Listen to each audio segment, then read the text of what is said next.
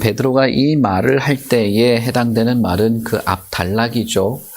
고넬료의 말을 듣고 베드로가 참으로 하나님은 외모로 판단하시는 분이 아니구나라고 하는 마치 감탄사와 같은 이 말을 하고서 고넬료와 고넬료의 가족들에게 이제 복음을 전하는 그 내용이 나오는데 44절에 베드로가 이 말을 할 때에는 바로 그 앞 단락의 그 내용을 말하는 것입니다.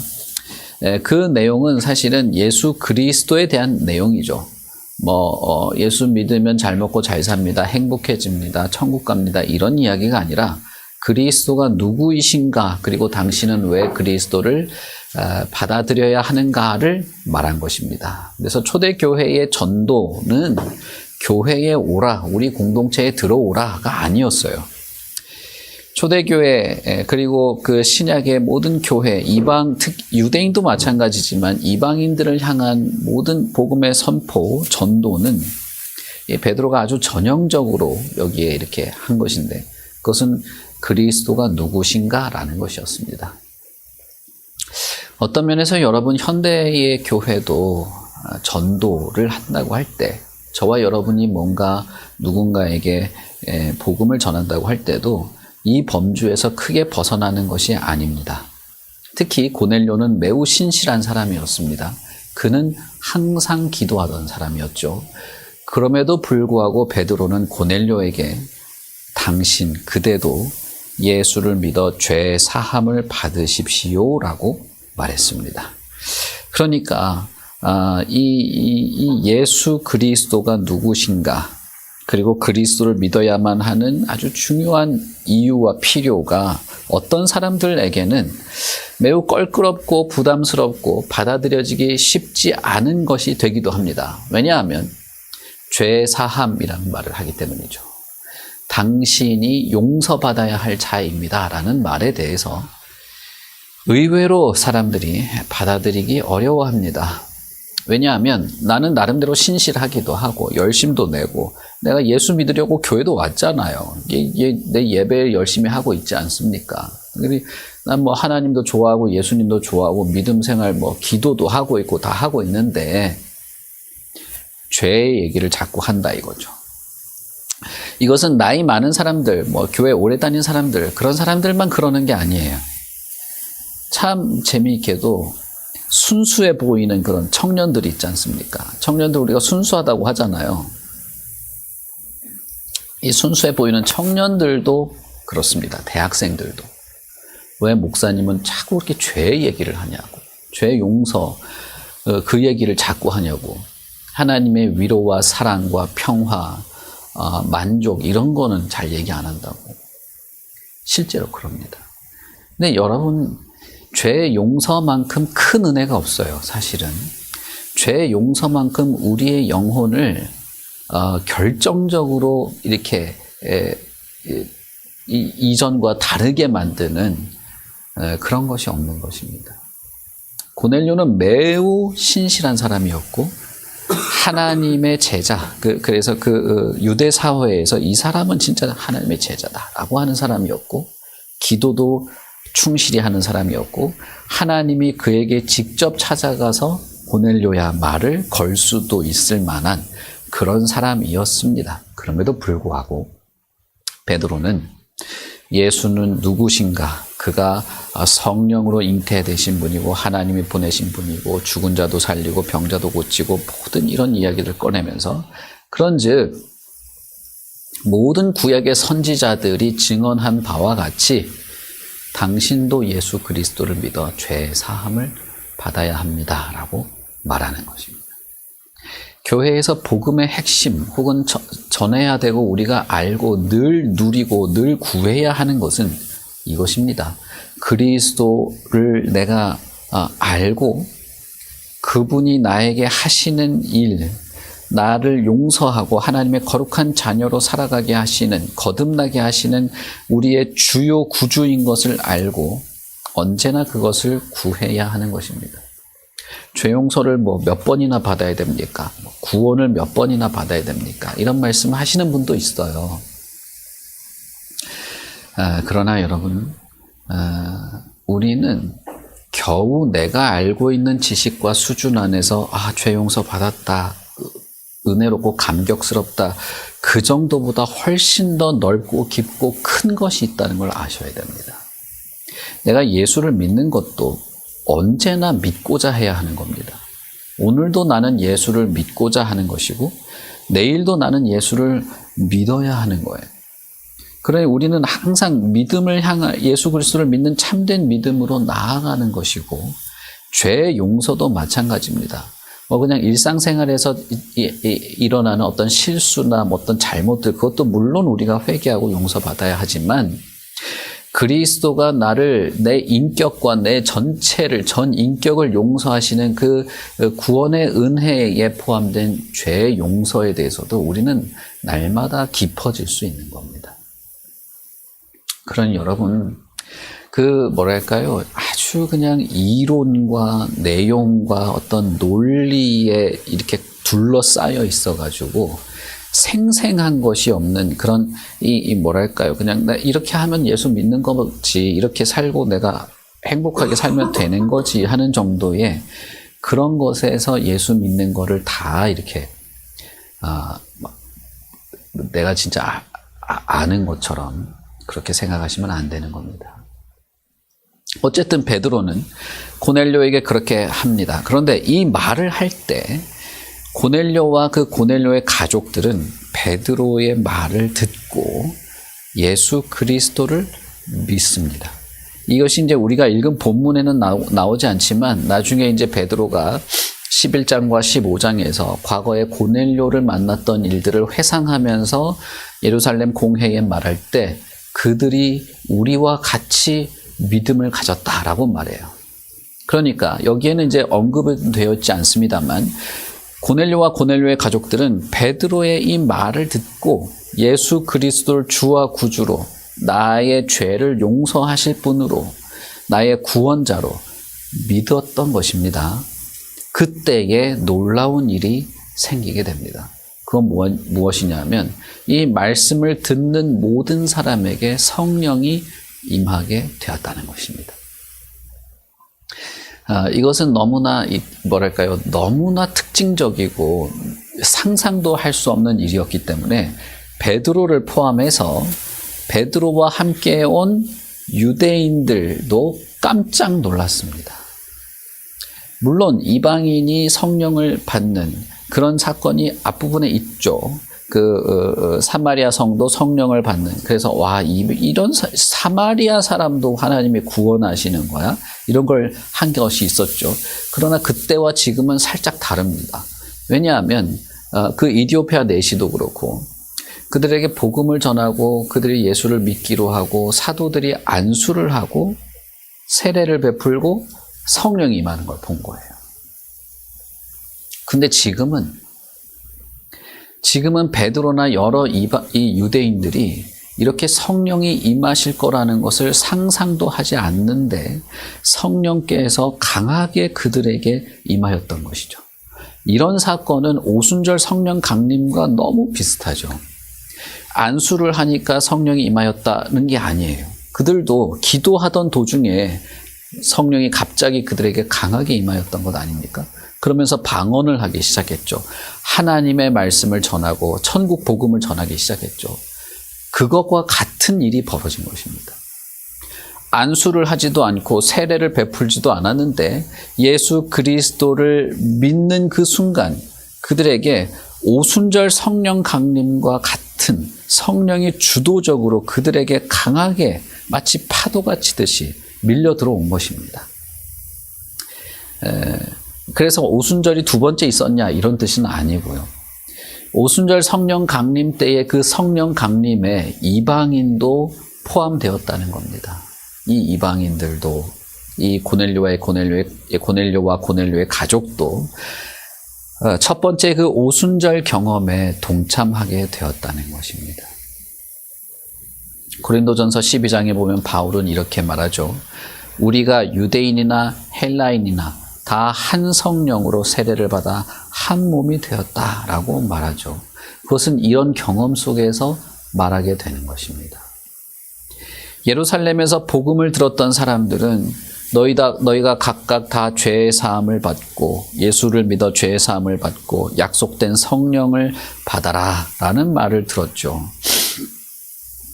그날 3,000명이 넘는 사람이 회개하고 성령의 은혜를 받게 됩니다. 그러나 오늘 우리가 읽은 이 가이사랴의 고넬료의 집에서 벌어진 일들은 회개하고 세례를 받고 죄사함을 하고 하는 것이 아닌 성령이 주도적으로 그들에게 임하였던 것입니다. 마치 제자들이 기도 중에 성령이 임하였던 것처럼. 이런 사실은 베드로가 고넬료와 고넬료의 가족들을 볼 때 그들과 우리가 다르지 않다라고 하는 것을 느끼게 됩니다. 그래서 47절에 보면 베드로가 이르되 이 사람들이 우리와 같이 성령을 받았으니 누가 능히 물로 세례 베품을 금하리요 라고 말하는 것이죠. 이 사람은 이방인이고 할례도 없고 율법도 없고 심지어는 우리를 식민지로 다스리고 있는 그런 사람임에도 불구하고 우리 같은 사도와 다를 바가 없다는 겁니다. 성령께서 우리들에게 강하게 임하신 것처럼 임하고 그들이 이 46절에 보면 방언을 말하며 하나님을 높이기 시작했던 것이죠. 이제 베드로의 인식 속에서 이방인인지 유대인인지 사도인지 무슨 이게 집사인지 구별이 없는 겁니다. 차별이 없는 거예요. 말 그대로 막힌 담이 허물어진 것입니다. 예수 그리스도 안에서 그가 약속하신 성령이 임함으로써 완전히 새로운 세계가 열린 거죠. 새로운 세계관이 생긴 겁니다. 불과 몇십 분 전에 베드로가 고넬료에게 뭐라고 말합니까? 나는 유대인으로서 당신과 이렇게 한 집에 있는 것도 안 되는 사람입니다. 당신과 무슨 음식 같은 것 나는 먹지 못합니다. 이 설교하기 직전에 그 말을 한 사람이에요. 불과 20분 전에 이 말을 한 사람인데 베드로는 완전히 새로운 깨달음을 얻게 됩니다. 이 사람들이 우리와 같네. 이 사람들이 사도인 나와 같구나. 좀 더 구체적으로 말하자면 하나님에게 있어서 나와 이들은 다르지 않구나라는 것입니다. 하나님이 우리를 구하실 때, 하나님이 구원의 은총을 베푸실 때 이방인이든 유대인이든 할례가 있던 없던 율법이 있던 없던 상관이 없다는 것입니다. 그러니 어떻게 되는 겁니까? 베드로 같은 유대인도 고넬료 같은 헬라인도 하나의 공동체가 되는 것이죠.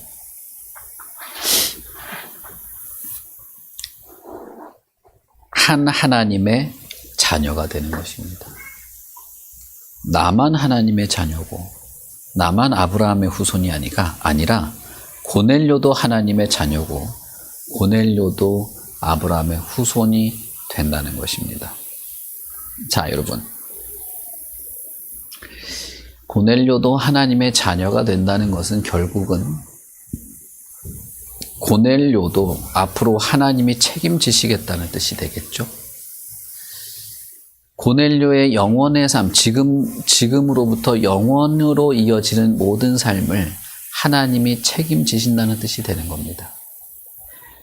여기서 우리가 알 수 있는 것은 무엇입니까? 누구든 그 사람이 어떤 사람이든 그 사람이 어떤 신앙의 배경을 갖고 있든 그가 참으로 예수 그리스도를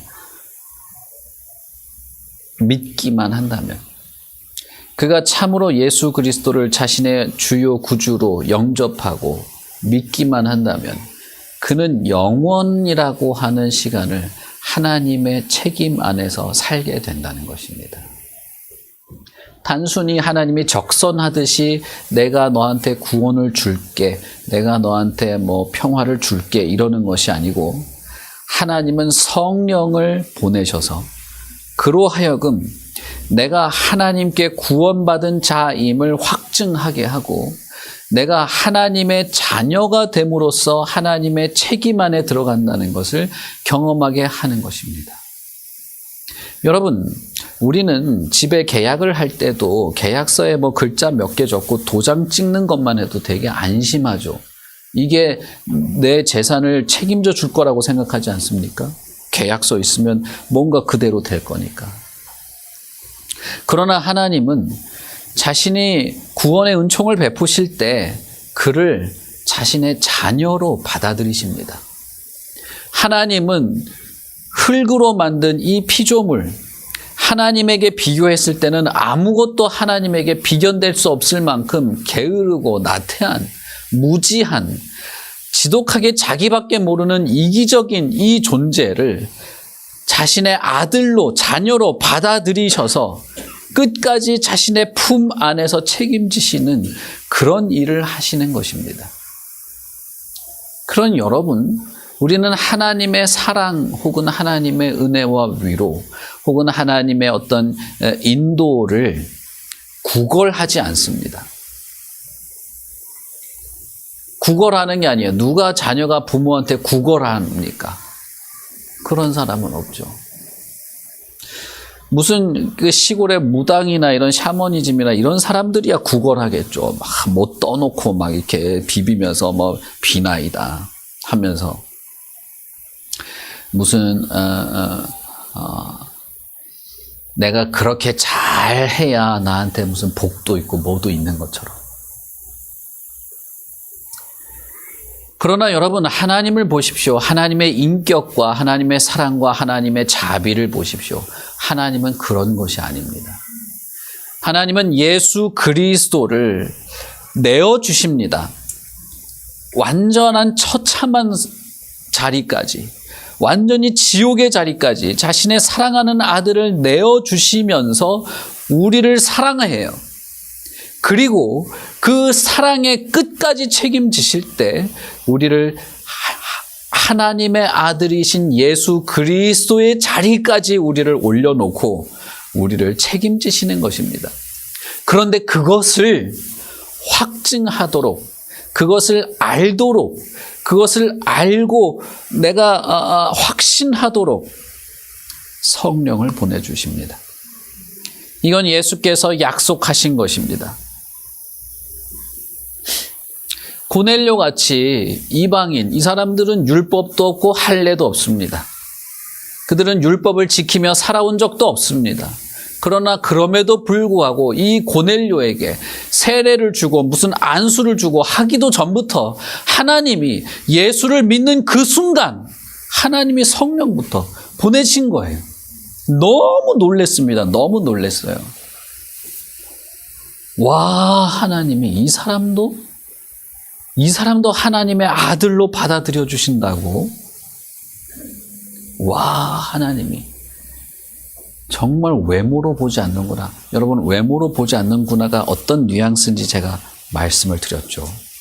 유대인들에게 있어서 할례도 없는 이들, 율법도 없는 이들은 하나님의 저주의 대상이었어요. 하나님이 미워하는 대상이었습니다. 하나님은 오직 이스라엘만 사랑하는 편애하시는 하나님이었다 이 말이에요. 그래서 외모라는 말을 쓴 거죠. 그런데 그게 아니라는 겁니다. 이 사람도 하나님의 자녀로 받아들인다고. 하나님의 사랑은 어디까지인가? 하나님의 인내는 어디까지인가? 하나님의 그 품은 품지 못할 것이 없다는 것입니다. 그래서 베드로는 사도행전 11장 17절에서 예루살렘 공회에 올라갔을 때 예루살렘 공회에서 사람들이 논쟁이 많았습니다. 이 이방인에게 복음을 전해야 되냐 말아야 되냐, 그들도 진짜 믿을 수 있냐, 더 나아가서 하나님이 그들을 진짜 구원하는 게 맞냐라는 걸로 논쟁이 벌어졌을 때 베드로가 17절에서 이렇게 말하죠. 하나님이 우리가 주 예수 그리스도를 믿을 때에 주신 것과 같은 선물을 그들에게도 주셨으니 내가 누구이기에 하나님을 능히 막을 수 있겠는가? 자, 베드로가 이방인에게 복음을 전하거나 이방인에게 물로 세례를 베풀려고 했던 중요한 이유는 그래도 돼. 뭐 사람은 다 똑같지. 사람은 다 평등한 거 아니야. 이런 세속적인 철학이 아니에요. 세속적인 철학 개념이 아니었습니다. 그건 하나님이 그런 분이니 나도 그렇게 해야 된다고 생각한 거예요. 하나님이 어떤 분인지 알고 나니 그 하나님에게 맞게 나도 하려고 한 것입니다. 하나님이 이들에게도 나와 같은 믿음을 주실 때 그런 선물을 주시니 나도 하나님처럼 그렇게 똑같이 한다는 것이죠. 사도행전 15장 7절부터 9절에 보시면 베드로가 이렇게 말합니다. 그 수많은 변론을 한 이후에 베드로가 일어나 말하되 형제들아 너희도 알거니와 하나님이 이방인들로 내 입에서 복음의 말씀을 들어 믿게 하시려고 오래전부터 너희 가운데서 나를 택하시고 또 마음을 아시는 하나님이 우리에게와 같이 그들에게도 성령을 주어 증언하시고 믿음으로 그들의 마음을 깨끗이 하사 그들이나 우리나 차별하지 아니하셨느니라. 여러분 이제 이 구절이 조금 이해가 되실 겁니다. 자 보세요. 너희도 알거니와 하나님이 이방인들로 내 입에서 복음의 말씀을 들어 믿게 하시려고 하나님이 이미 베드로라는 사람을 오래전부터 준비하셨는데 이방인들에게 복음을 전해주려고 그렇게 했다는 거예요. 이 하나님의 책임이 그렇게 있었다는 거예요. 하나님이 그렇게 책임지신다는 것입니다. 그리고 뭐예요? 마음을 아시는 하나님. 그래서 당신들 가운데서 나를 택하셨는데 그것은 마음을 아시는 하나님이 우리처럼 그들에게도 성령을 주어 증언하시고 성령이 뭔가를 증명해낸다는 것입니다. 믿음으로 그들의 마음을 깨끗하게 하시기 위해서 자, 여기까지가 하나님이 책임지시고 하시는 일이에요. 베드로라는 사람을 준비시킨 것. 베드로 자신도 하나님의 은혜 안에서 새로워진 사람이 있긴 하지만 그러나 베드로를 준비시키고 그들의 마음을 하나님이 다 헤아리시면서 성령을 주고 자신들도 하나님께 받아들여진다는 것을 성령을 통해서 이렇게 확실하게 알게 하고 믿음을 통해서 마음을 깨끗이 하는 것까지 하나님이 고넬료와 같은 이 이방인에게 하시는 그 책임감 있는 하나님의 행위라는 것입니다. 하나님은 우연히 한 게 아니에요. 이걸 하나님이 갑자기 어느 날 뭐 이렇게라도 해볼까 한 게 아닙니다. 이것은 하나님의 막중한 책임 속에 있는 것입니다. 만약에 누군가가 부르심을 받는다면 제가 이번 주에 말씀드린 것처럼 그것은 나 자신을 향한 하나님의 책임이기도 하지만 나를 통해서 다른 세계를 향한 다른 하나님을 알지 못하는 사람을 향한 하나님의 책임이기도 한 것입니다. 만약 베드로가 고넬료와 그의 가족들에게 성령이 부어졌을 때 하나님의 그런 책임감 있는 행위를 보지 않았다면 베드로도 고넬료에게 어떤 책임감 있는 행위도 하지 않았을 겁니다. 그러나 그는 하나님이 이런 분이다라고 하는 것을 알았기 때문에 그는 자신이 세례를 베풀어야 한다고 생각했습니다. 그것은 사도로서 먼저 예수를 믿은 자로서 자신을 통하여 복음을 전하도록 한 하나님의 그 책임감 있는 행위에 스스로도 책임을 지는 행위인 것이죠. 사도로서 자신은 책임을 지는 겁니다. 복음을 전하도록 초청받은 자로서 자신이 그 책임이 있었다는 것을 안 것입니다. 그러니 하나님이 고넬료와 그 친구들을 분명히 받아들이시니 베드로도 받아들일 수밖에 없는 것이죠.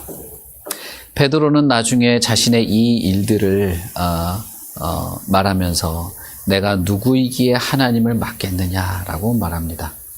그것을 알 수 있었던 건 성령이 오셨기 때문이죠. 그러므로 베드로는 이 새로운 신자들에게 예수 그리스도의 이름으로 세례를 베푸는 것이 마땅하다라고 것입니다. 자, 여러분 여기에서 한 가지가 있죠. 뭐가 있습니까? 45절에 보면 베드로와 함께 온 할례 받은 신자들, 그들이 깜짝 놀랐죠. 이 사람들이 베드로가 고넬료에게 예수의 이름으로 세례를 베풀라, 물로 세례를 베풀라 할 때 고넬료를 할례를 받도록 합시다 한 사람이 없다는 것입니다. 나중에 사도행전 15장에 가면 이방인들에게 복음을 전할 때 그들이 예수를 믿겠다고 하면 할례부터 해야 됩니다가 중요한 주제가 됐어요. 그래서 바울이 할례를 행하지도 않고 복음을 전하는 것 때문에 바울도 소환해서 지금 난리가 난 상황이었습니다. 그때 베드로가 15장에서 말하는 것이죠. 우리가 읽은 15장 7절부터 9절입니다. 하나님은 마음을 아신다. 그가 예수 그리스도를 믿는 참된 믿음, 바로 그 마음을 아신다. 그래서 그들에게 성령을 주어서 증언하게 했다. 인증했다. 확증했다는 겁니다.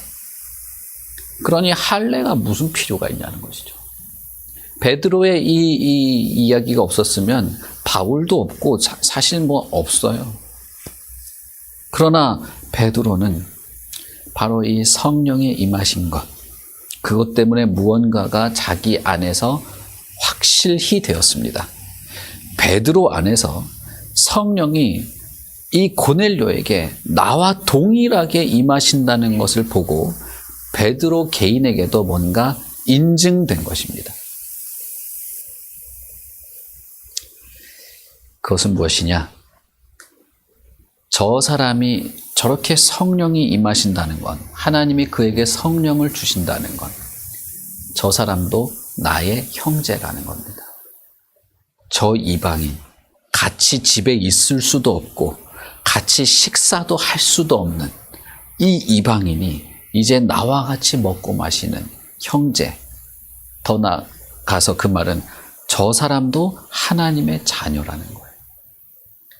성령이 임하셨을 때 하나님을 높이고 하나님을 드러내고 하나님을 사랑하게 되고 하나님을 인정하게 되고 하나님에 대한 진실한 마음의 태도가 시작되고 하나님께서 나를 기꺼이 구원하시는 분임을 알게 될 때 우리는 내가 하나님의 자녀로구나를 확실히 알게 되는 것입니다. 이것을 바울 사도는 마치 계약서에 도장을 찍는 것처럼 표현을 하죠.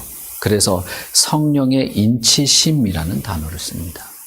에베소서 1장 13절을 보시면 너희도 진리의 말씀 곧 너희의 구원의 복음을 듣고 그 안에서 또한 믿어 약속의 성령으로 인치심을 받았다라고 말합니다.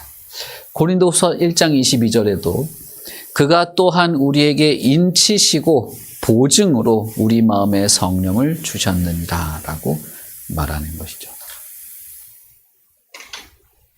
이것은 분명하게 드러나는 것입니다. 뭐 어떻게 드러나요? 믿음으로 마음이 깨끗하게 되는 것입니다. 믿음으로 마음이 깨끗하게 되므로 그들이나 우리나 차별이 없다. 그들이나 우리나 같다. 성령이 이미 인치지 않았는가? 성령이 도장을 찍어서 확인해 주지 않았느냐? 성령이 있다면, 성령의 충만한 은혜가 있다면 그는 하나님의 자녀이다 라는 것이죠. 자, 여러분, 하나님이 저와 여러분에게 어디까지 책임을 지시겠습니까? 자신의 아들을 주시고 피 흘려 죽게 하고 우리의 전 인격이 예수 그리스도 안에서 깨끗하게 되며 하나님의 자녀로 능히 살아가도록 모든 그리스도를 믿는 성도들과 함께 거룩한 하나님의 백성이 되어서 영원한 하나님의 나라에 있기에 충분하도록 우리를 책임지시는 것입니다. 그 증거가 성령인 거예요. 그 증거가 우리 안에 역사하는 성령입니다. 이 성령이 인친 거예요. 증언하시고 확증하는 것입니다. 그러니 성령의 충만, 성령의 지혜, 성령의 어떤 위로는 우리에게 정말 소망이 되고 다행스러운 것이죠.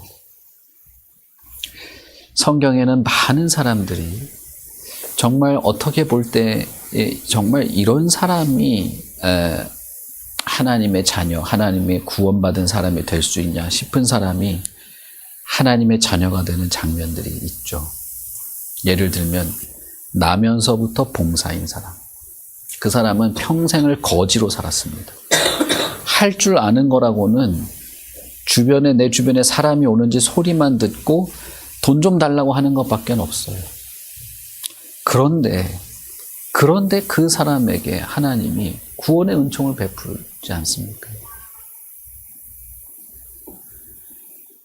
바울과 같은 사람은 예수 믿는 사람을 찾아다니면서 옥에 가두고 죽이던 자였습니다. 그래서 자신은 나는 괴수 중에 괴수다라고 말할 정도의 사람이었습니다. 근데 그런 사람조차도 하나님이 만나주시는 겁니다. 그리고 내 안에서 역사하는 성령의 그 은혜로운 역사, 성령의 모든 그 은혜로운 역사 속에서 하나님이 나를 그토록 인내하면서 받으셨구나, 나를 자녀 삼으시고 나를 아들로 딸로 자신의 자녀로 끝까지 책임지시겠구나를 알게 하시는 것입니다. 사도행전 하면서 제가 성령에 대해서 몇 번 말씀드렸죠. 여러분, 그건 결코 단순한 내용이 아닙니다.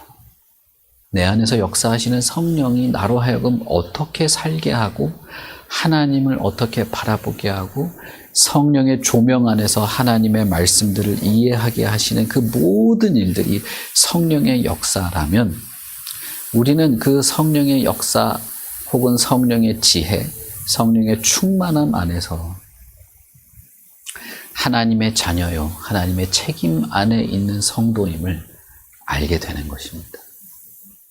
예수 그리스도를 믿는 참된 믿음은 마음을 아시는 하나님께서 우리의 마음을 깨끗하게 하고 약속된 성령을 주심으로써 하나님의 자녀가 됨을 알게 하는 것입니다. 그러므로 나는 예수 믿는 사람 맞습니다, 나는 예수를 믿습니다 라고 할 때는 이 세 가지가 우리 안에서 생생합니다 라고 말하는 것과 같은 거예요. 예수 믿는 사람입니까? 네, 예수 믿습니다. 나 예수 믿은 지 몇 년 됐습니다 라고 말할 때 내가 예수 그리스도를 믿음으로 내가 죄의 사함을 받고 내 마음이 정결하게 되었습니다. 나는 항상 내 마음을 정결하게 하는 하나님의 은혜를 누립니다 라고 하는 것이 생생하고, 내 안에 약속된 성령이 임하셔서 나로 하여금 하나님을 사랑하고 말씀을 사랑하고 하나님의 말씀을 듣고 읽고 이해하고 깨달은 바대로 살아갈 힘과 용기, 어제 말씀드린 것처럼 강하고 담대한 마음으로 주를 향하여 살아갈 그런 마음을 얻고 내가 하나님의 자녀가 된 것을 내가 확신하는 이것이 생생한 것, 그것을 말하는 것입니다. 마음이 정처 없이 흔들리고 좌로나 우로나 계속 치우치면서 예수를 믿는다고 하면서도 이것 조금 저것 조금, 예수를 믿는다고 하면서도 여전히 삶의 그 정황과 여태까지 해오던 그 허망한 그 종교 생활에서 벗어나지 못하는 것. 이 한국에 있는 한국 교회의 성도들이 정말 유교에 찌들어 있거든요. 벗어나기 참 어렵습니다. 그래서 청렴결백도 하나님의 기준으로 청렴결백이 아니라 유교 기준으로 청렴결백 말하는 사람도 많습니다. 부모에게 효도하는 것도, 그것도 유교적 개념, 그런 경우가 많아요. 그런데 여러분, 하나님은 그것 이상입니다. 하나님은 그것보다 훨씬 더 대단한 분이에요. 그것보다 더 엄청나게 할 수 있는데 겨우 그런 거에 매달려서 그럴 수는 없는 것입니다. 참된 믿음을 가진 사람의 영원한 미래는 오직 하나님의 손에 붙잡혀서 하나님의 책임 속에서 사는 성도로서 살아가는 것입니다. 오직 우리는 예수 그리스도를 믿고 그 믿음을 보시고 은혜를 베푸시는 하나님의 결정에 따라서 구속 곧 죄 사함을 받게 되는 것입니다. 그것은 하나님의 아들이 되게 하시는, 우리로 하여금 하나님의 자녀가 되게 하시는 하나님의 책임감에 있는 것이죠. 여러분, 이것이 창세기에서부터 한 번도 포기된 적이 없다는 걸 아십니까? 에덴 동산에 아담을 세우시고 생육하고 번성하고 땅에 충만하라라고 했던 하나님의 그 말씀, 하나님의 그 말씀과 약속을 하나님은 지금도 책임지고 있는 거예요. 그래서 예수 그리스도 안에서 우리는 생육하고 번성하고 땅에 충만한 일을 이어가는 것입니다. 자녀를 많이 낳아라, 결혼을 해라, 이런 물리적인 것만을 말하는 게 아닙니다. 예수 그리스도와 닮은 자들로 우리가 세워지는 것은 예수 그리스도를 닮은 자들이 이 땅에 많아짐으로써 땅에 충만하게 되는 것이죠.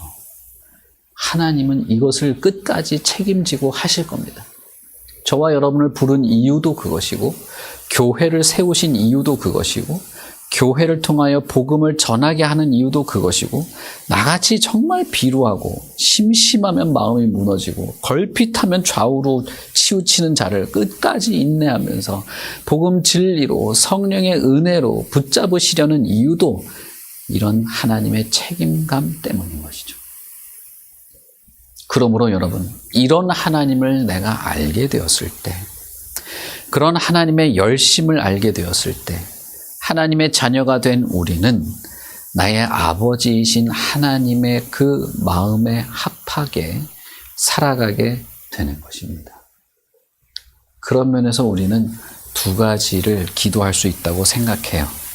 하나는 하나님을 알고 싶다. 하나님이 어떤 분인지 더 깊이 알고 싶습니다. 라고 하는 기도입니다. 그리고 또 하나는 성령께서 나를 지켜주시고 도와주셔서 이 확실한 은혜, 확실한 믿음 안에서 흔들림 없이 내가 알게 된 하나님에 걸맞게 살아가는 성도가 되는 것이죠. 우리에게는 이 두 가지의 주제로 이 기도가 언제나 있을 수밖에 없는 것이죠. 베드로는 정말 감탄하듯이 말합니다. 나는 하나님이 외모로 판단하시는 분이 아님을 이제야 알았다. 그래서 나도 외모로 판단하지 않겠다. 여러분, 우리는 어떻습니까? 나는 하나님이 이런 분인지 내가 알게 됐어. 그래서 나도 이렇게 살고 싶어. 이것이 책임감 있는 성도입니다. 이것이 책임 있는 하나님의 책임 있는 성도라고 저는 믿습니다. 우리 같이 기도하겠습니다.